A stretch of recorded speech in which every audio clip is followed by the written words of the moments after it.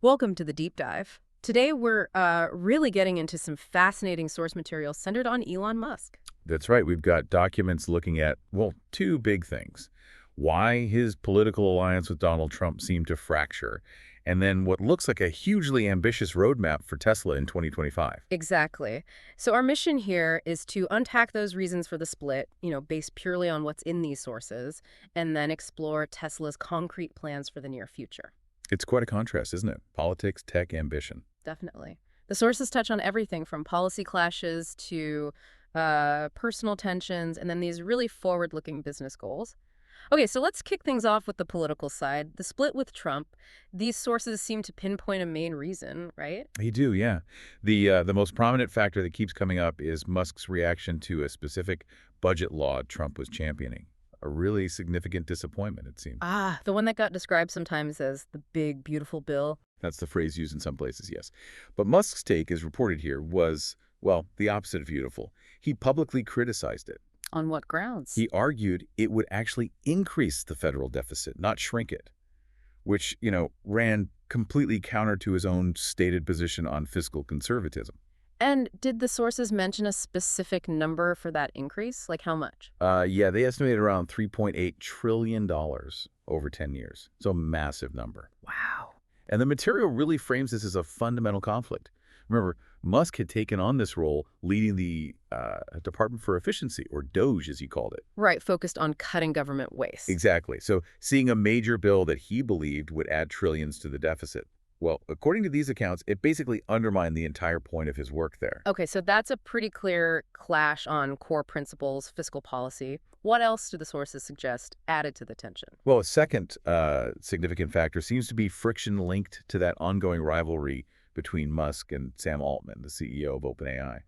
Interesting. How did that spill over into the political relationship, according to this material? One source details a specific incident.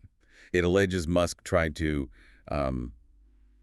interfere with or disrupt an agreement Altman was setting up. An agreement with who? An Emirati company for a large data center project in Abu Dhabi. Okay, and what was Musk's alleged angle there? The specific claim reported is that Musk suggested, or maybe even threatened, that White House approval for Altman's deal depended on involving Musk's own AI company, XAI. Oof. So using political leverage for business gain, is that the allegation? That's what the source alleges, yes. And importantly, this attempt reportedly failed. It didn't work. No. And the failure apparently had consequences. It's reported here that it irritated Trump and, maybe more damagingly, hurt Musk's credibility within the administration. Another crack in the relationship, you could say. Right. So we have a major policy fight, this alleged political maneuver tied to a business rivalry. Was there anything else mentioned for why he stepped away from the government role? Yeah, there's also mention of Musk himself stating a need to shift his focus back to his main companies, Tesla and SpaceX. And did the sources provide any context for why that refocus was needed right then? Yeah. The material notes that both companies were apparently facing some, let's say, economic and operational headwinds around that time. Challenges. Yeah, so the idea presented is that getting back to hands-on leadership became a priority for him. Okay, so if we pull it all together, the picture these sources paint of the political breakup is, well, it's complicated. A core budget disagreement, this alleged incident involving Altman, and then a stated need to get back to business. That seems to be the combination of factors described, yeah. Yeah. And it led to him formally leaving that government advisory role. A partnership that, the sources suggest started with some enthusiasm, but definitely ended with tension and disappointment. Got it.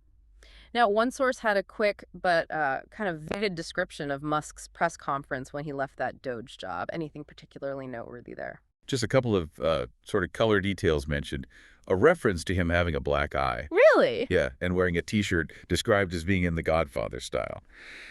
And apparently there was a pretty blunt answer to a question about drug use. Just reinforces the unconventional image, I suppose. Definitely sounds unconventional. Okay, stepping back a bit, another source we looked at offered a slightly different take, suggesting maybe this political split was kind of inevitable from the start. What was their angle? Yeah, that was an interesting perspective. This source seemed almost to predict it wouldn't end well.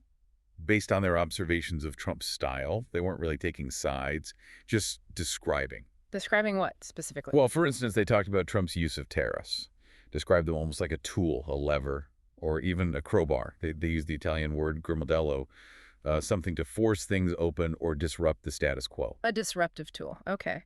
And what about his communication? This source was pretty critical, suggesting his way of speaking was uh, maybe not typical for a head of state. The phrasing used was stark, more like something you'd hear in a bar in an unsafe suburb. Wow. Okay. Strong words from that source. Did they mention anything about how he reacted to being challenged? Uh-huh. They noted a tendency, apparently, for him to double down when pushed back against, even by, say, judges. They referenced a specific time when tariffs were blocked legally, and his response was reportedly to just dig in harder. Right. So connecting those observations, the terrace as a crowbar, the communication style doubling down, Mhm. what was the source's conclusion? Basically, that this kind of political dynamic, these characteristics they described, meant a smooth collaboration like the one with Musk was probably always unlikely to last. It's just, another perspective offered in the material on the whole situation. Interesting. Okay, let's shift gears now, because if stepping back from Washington was partly about refocusing on the businesses, well, the sources lay out some incredibly ambitious plans for Tesla, specifically looking at 2025. What's the big picture they describe? Yeah, it's a huge pivot in focus. The sources outline a vision for Tesla in 2025 that's all about pushing boundaries on multiple fronts, making electric cars way more accessible, really advancing autonomous driving, and even rolling out humanoid robots. Okay, accessibility sounds key. So that cheaper Tesla, the one people have talked about for ages, what do the sources say about that for 2025? They point to an expected launch, Yeah. often called the Model 2. And the timeline mentioned is the first half of 2025. First half, and the key details. Platform, price. Platform-wise, it's expected to be based on a sort of shortened version of the Model 3 and Y platform. But the really big number is the price, Which is? estimated around $25,000. That figure gets highlighted quite a bit in the sources as potentially being a real game changer. Making EVs affordable for a much wider group of people. Exactly. That seems to be the goal there. Okay, so a mass market EV is one pillar. What's the next big thing described for 2025? That would be the cybercab and the whole robotaxi service idea. And this isn't just, adding self-driving to existing cars. No, how's it different? The sources describe a purpose-built vehicle designed from the ground up without a steering wheel or pedals. Wow, okay. Purely for autonomous ride-hailing. That's the concept. And the scale mentioned is just huge. Plans to produce millions of these things for rental fleets. Millions. And what about the cost of running them? The material mentions a projected operating cost that's incredibly low, something like 0.11 to 0.12 euro per kilometer. So very economical. It's really positioned in these sources as the next major product after the Model Y, aimed at, well, revolutionizing how people move around cities autonomously. Which obviously relies heavily on the self-driving tech itself, the full self-driving or FSD. What's the timeline update on that? Well, the big goal stated in the sources is achieving full FSD capability, meaning no human supervision needed at all in many U.S. cities by 2026. By 2026 for widespread unsupervised driving? But what about the robotaxis themselves? Those are expected even sooner. The first services, likely in specific areas like Austin or parts of California, are forecast for 2025. So they're pushing hard on that front. It's a massive leap, though, going from driver assist to fully autonomous at scale. Huge leap. Okay, so we've got the cheaper car, the robotaxi fleet, and then there's the, maybe the most surprising one, humanoid robots.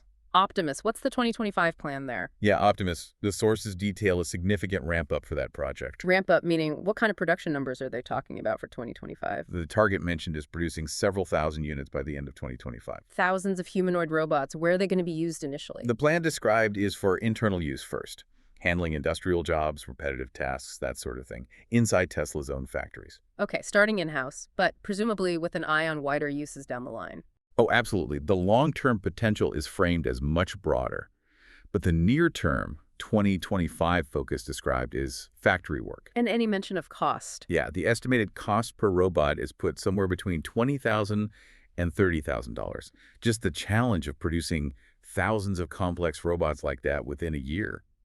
It's pretty ambitious. No kidding. So, if you look at Tesla's 2025 through the lens of these sources, it's a massive year, launching a truly affordable EV, rolling out a brand new type of vehicle for autonomous ride sharing, pushing towards genuinely unsupervised driving, and starting mass production of humanoid robots. It's incredibly diverse. It really is. It's presented as a simultaneous push on all these fronts, aiming to reshape personal transport, city mobility, maybe even manufacturing, all supposedly happening very soon, based on this material.